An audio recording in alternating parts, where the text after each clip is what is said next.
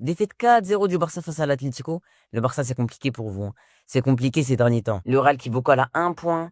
Défaite 4-0 face à l'Atlético. Eric Garcia qui se prend un carton rouge. Rafinha, Pedri, Rashford, Gavi qui sont blessés. Franchement, vous me faites limite de la peine. Surtout que c'était pas le meilleur Atlético. Certes, ils avaient fait beaucoup de recrues au mercato hivernal. Ils avaient pris Lookman. Ils avaient pris pas mal d'attaquants. Sur le papier, ils ont une belle attaque avec sur l'autre remplaçant Griezmann, Lookman, Alvarez. Mais c'est un Atlético qui a 13 points du Barça en championnat. Et ce match montre tellement de problèmes qu'a le Barça. Il est vraiment parfait pour illustrer quasiment tous les problèmes qu'a le Barça. Alors pour les compos, le Barça avait aligné l'équipe type avec Joan Garcia au but, Alejandro Balde, Eric Garcia, Pau Cubarsí et Jules Koundé, un milieu Fermin Lopez, Frenkie de Jong et Marc Casado, et une attaque Dani Olmo, Ferran Torres et Lamine Yamal. Alors pour l'Atlético, c'était Juan Musso au goal, une défense avec Matteo Ruggieri, David Danco, Marc Pobil et Nahuel Molina, un milieu Giuliano Simeone, Marcos Llorente et Koke, et une attaque à Ademola Lookman, Julian Alvarez et Antoine Griezmann. Alors déjà, on peut remarquer un truc, c'est que l'Atlético avait aligné l'équipe A'. Il y a énormément de pas de remplaçants. Ils sont allés au point de ne pas mettre Oblak. Ils ont mis leur gardien remplaçant. Contre un Barça qui venait certes sans Rafinha et sans Pedri blessés.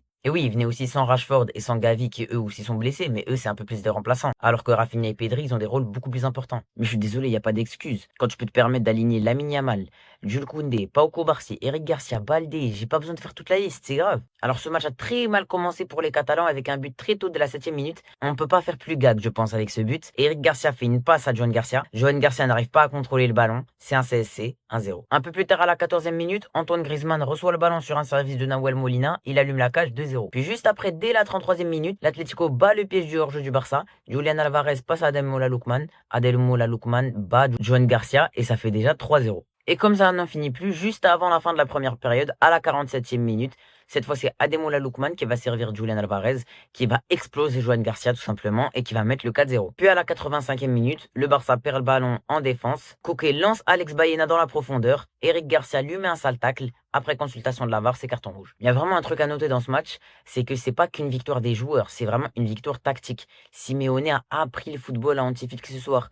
Et il y a un gros problème qu'a le Barça, c'est que tant qu'Hansi Flick va s'entêter avec son piège du hors-jeu, le Barça n'avancera jamais. Parce que certes, ce piège du hors-jeu, il avait très bien marché la saison dernière, parce qu'il y avait l'effet de surprise, parce qu'il était très bien exécuté, parce qu'il y avait les joueurs pour l'exécuter. Mais maintenant que tout le monde s'y est préparé, que tout le monde sait comment le contrer, que des joueurs comme Inigo Martinez sont partis, ne sont plus là pour le gérer, bah c'est très simple, t'arrives plus à le faire. Et quand t'arrives plus à le faire, et le problème avec le piège du hors-jeu, c'est que quand t'arrives plus à le faire, tu fais punir. Et là, le Barça aurait joué normalement, ils auraient pu perdre 1-0 ou 2-0. Mais comme tu joues un jeu très risqué qu'est le piège du hors-jeu, bah, tu t'en prends 4. Allez, maintenant on est parti pour le top et flop, et dans ce match, il y en a des flops. Déjà, on va commencer avec Marc Casado. Il prend un carton jaune très tôt dans le match, et il sort dès la 37e minute. Vous vous rendez compte? Dès la 37e minute, il n'était pas blessé. Il n'avait aucun problème, et il sort dès la 37e minute. Ensuite, Joan Garcia, l'erreur sur le but du 1-0.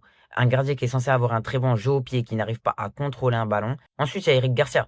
Bon, même si c'est Joan Garcia qui fait l'erreur sur le but du 1-0, c'est à lui qui a attribué le CSC. Il se prend un carton rouge. Finalement, c'est lui un peu qui incarne cette défaite 4-0 du Barça. Il y a aussi Balde que je suis obligé de citer, qui lui est sorti en deuxième mi-temps, qui a fait un match catastrophique. Honnêtement, je m'attendais à ce que ce soit Jules Koundé qui fasse un très mauvais match, mais Balde a été effrayant dans ce match. Il s'est fait éteindre de tous les côtés, il s'est fait détruire. Et pour finir, parce que je vais pas non plus citer toute l'équipe, il y a Lamine Yamal.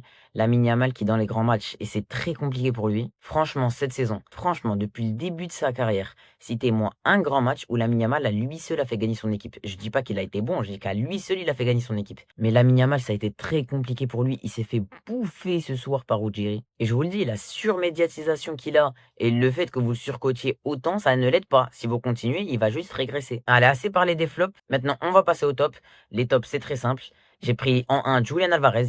Il met un but. Il fait une assist, il a été très bon dans le jeu. Il a détruit Balde, Cubarsí et Eric Garcia ce soir. Et il mérite cette place dans les tops. Ensuite, il y a Antoine Griezmann, qui est sorti un peu tôt, mais qui a fait un top match. À 34 ans, l'ancien a éteint la défense barcelonaise. Ça m'a surpris de le voir sur la feuille de match. Je m'attendais à voir Sorloth, mais Simeone a vraiment bien fait de le mettre parce qu'il a fait un match de bourreau. Et en dernier top, je mets Ademola Lookman, parce que tout comme Julian Alvarez, il met un but. Il fait une assist. Il a beaucoup gâché en première mi-temps. L'addition aurait pu être bien plus salée, mais Ademola Lookman a quand même fait son job et je suis obligé de le mettre en top. Alors si on veut voir les conséquences de ce match, de cette demi-finale de Coupe du Roi, c'est très simple. C'est un match aller-retour, donc ce n'est pas fini.